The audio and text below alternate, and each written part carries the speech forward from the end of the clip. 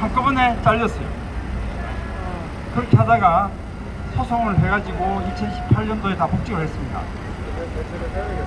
4년 동안 백수 생활을 했는데 그 사이에 세계를 많이 돌아다녔습니다. 주로 걸어다녔어요. 26개 나라를 걸어다녔는데 제가 그 이전에 해외여행 할 때 비교해가지고 정말 엄청나게 놀란 일이 있었습니다. 왜냐하면 만나는 사람마다 자기는 한국을 좋아한대. 남녀노소 할 것 없이 특히 아줌마들은 나이 지긋한 여자분들은 정말 좋아해요.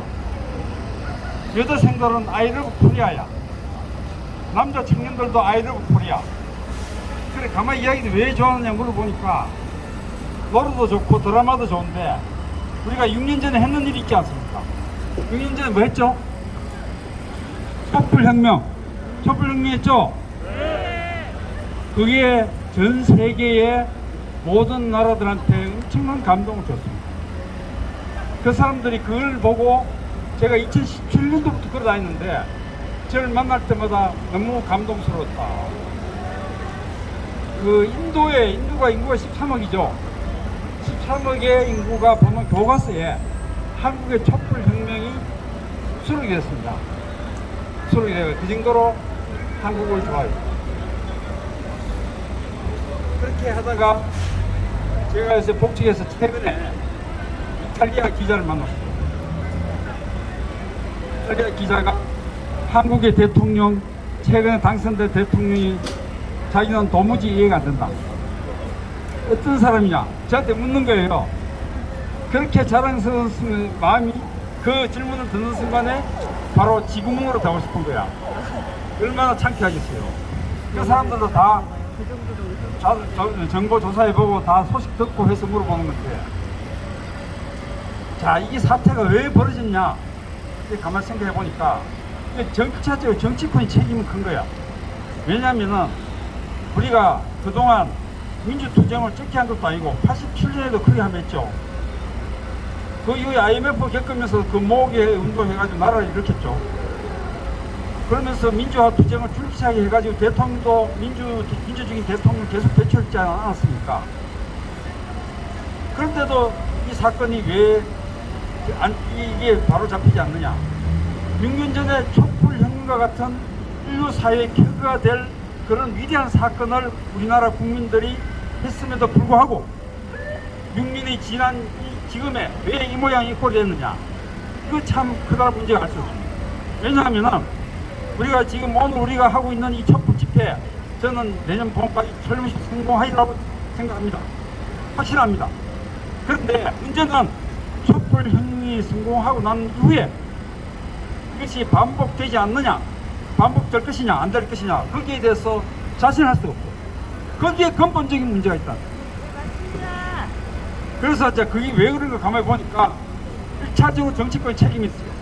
6년 전 촛불혁명을 했으면은 6년 동안 정치권이 국민들의 뜻을 받들어서 정말 세계에 자랑할 수 있는 민주주의의 정체를 제대로 세우고 누구한테 어느 나라한테나 자랑할 수 있는 그런 세상을 만들어야 되는데 어찌된 판인지 이명박이나 박근혜 씨보다 더 못한 상황으로 낭떠러지로 몰아넣었단 말이에요.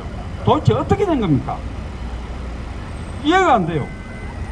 두 번째는 그런 정치권이 능력무능해가지고 이런 상황이 연출됐다 할지라도 그것을 심판을 보는 언론기관, 사회 여론, 식자들의 태도, 이런 것이 사회 여론을 해가지고 바로 잡아갈 수 있는데 가장 중요한 역할을 해야 될 언론이 정말 대한민국을 말아먹고 있다는 생각이 너무나 절실하게 드는 겁니다. 그렇죠? 네.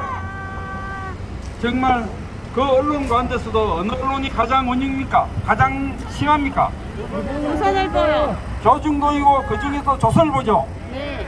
왜 조선일보가 이렇게 정말 엉망진창으로 나라를 말아먹고 기울어진 운동장으로 해가 정치판을 갖다가 엉망으로 만들고 하고 있느냐? 이거 정말 심각한 문제입니다. 그 뿌리를 거슬러 올라가 보니까 우리가 옛날에 일제강점기 때 조선일보가 민족 반역 행위를 한 것을 해방 이후에 제대로 응징을 하지 못했기 때문에 이 사건이 반복해서 벌어진 겁니다. 그렇죠? 왜 그런 응징을 못했느냐? 정말 우리 민족의, 우린 남한의 운명을 기구한 운명이 알 수 없습니다. 하지만은 이제는 바로잡아야 됩니다. 그동안 제가 4대강 반대 운동하러 나와가지고 세상에 처음 나서 사회운동을 하다 보니까 4대강도 문화도 전부 다 언론의 문제예요. 이명박이가 나쁜 짓을 하려고 하다가 훔쳐대가지고 돈 적게 들이는 4대강 그야말로 정비만 하려고 그랬는데 그것을 오히려 조장하고 방조한 세력이 언론입니다. 후쿠시마 터지고 난 다음에 원전을 찬양하고 후쿠시마가 터져가지고 전 세계에 위험이 처했음에도 불구하고 그것을 조장한 세력이 원전 마피아의 거두 조선일보입니다. 지금 조선일보를 바로잡지 않고서는 우리가 일제강점기 때 당했던 것을 반복하지 않을 수 없습니다. 그런 차에 작년에 중요한 만남이 있었습니다. 바로 여러분 정철성 변호사 아시죠? 바로 이번에 그 탐사 영장 기각시킨 변호사입니다. 그 변호사가 작년에 저를 만나서 뭘 이야기했느냐 하니 민족 반역 범죄는 공소시효가 없다. 무슨 말인지 아시죠? 민족 반역 범죄는 공소시효가 없다. 야, 이거 얼마나 멋진 말입니까? 이게 독일과 프랑스에서 지금도 하고 있는 겁니다. 100년이 지난 지금에도 나치 잔당이 발견되면 그 나치 잔당이 아무리 하수인으로서 부하에서 지시받은 대로 했다 할지라도 사정을 안 봐주고 엄벌에 처합니다. 민족 반역했기 때문입니다. 드골 대통령이 프랑스 2차 대전 끝나자마자 제일 먼저 했는 게 뭡니까? 바로 언론 부역자들, 언론 나치에 부역한 언론인들을 가장 먼저 처형했습니다. 그것도 수백 명이나 했습니다. 그러면서 드골 대통령이 뭐라고 얘기했냐면 언론이라는 것은 사회의 공개와 같기 때문에 언론이 바로 되면 사회가 잘못될 수밖에 없다.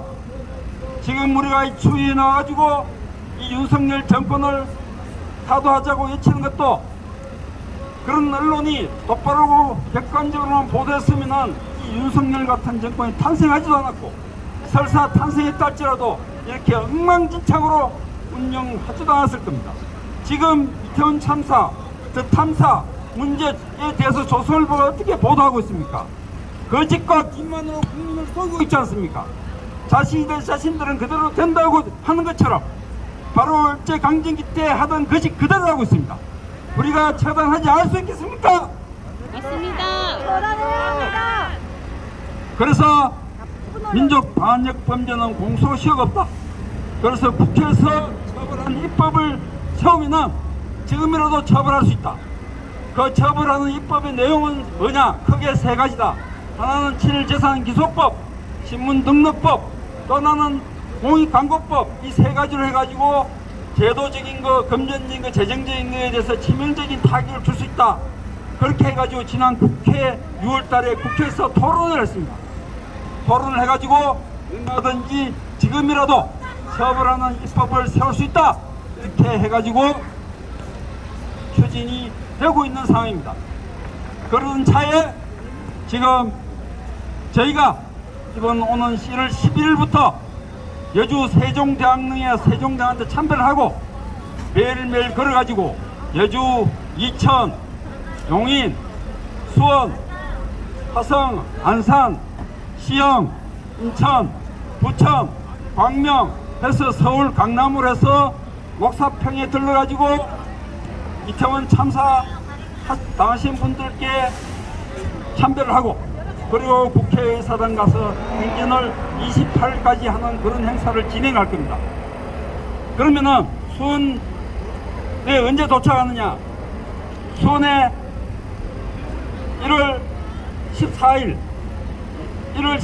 기영역에서 출발해가지고 9시에 출발해서 수원시청에 오후 1시에 도착합니다. 그리고 2시에 수원역에 도착합니다.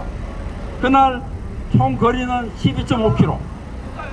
그때 같이 걷고, 그리고 그날 전국 집중, 촛불 집중한 날이죠. 그날 서울 수원시청에서 버스 타고 가실 분은 1시에 도착해가지고 버스 타시고 올라가시고, 또 수원역까지 걸으실 분은 같이 걷고, 그리고 15일은 하루 쉬었다가 16일날 수원역 바로 여기에서 출발해가지고 저쪽 수인분당선 타고 어천역, 그리고 안산 사리역까지 18km를 걷는 그런 일정을 16일날 진행할 겁니다. 그 정보를 전부 저희가 카톡에 공유를 해드렸습니다. 다 해드린 걸로 알고 있습니다. 그리하여 28일날 국회의사당 도착해가지고 기자회견을 통해서 설문조사 바로 들어갈 겁니다. 국회의원 300명에게 한 사람 한 사람마다 조선일보 처벌입법에 당신은 찬성하느냐 반대하느냐 물어보고, 찬성하면은 어떤 법을 추진할 것이냐 물어보고, 반대하면 왜 반대하느냐 물어보고, 그것을 정리를 해가지고 국민 여러분께 한 사람 한 사람 전부 낱낱이 밝혀가지고 지역 선거구의 주민들이 알 수 있도록 할 겁니다. 이상입니다. 감사합니다.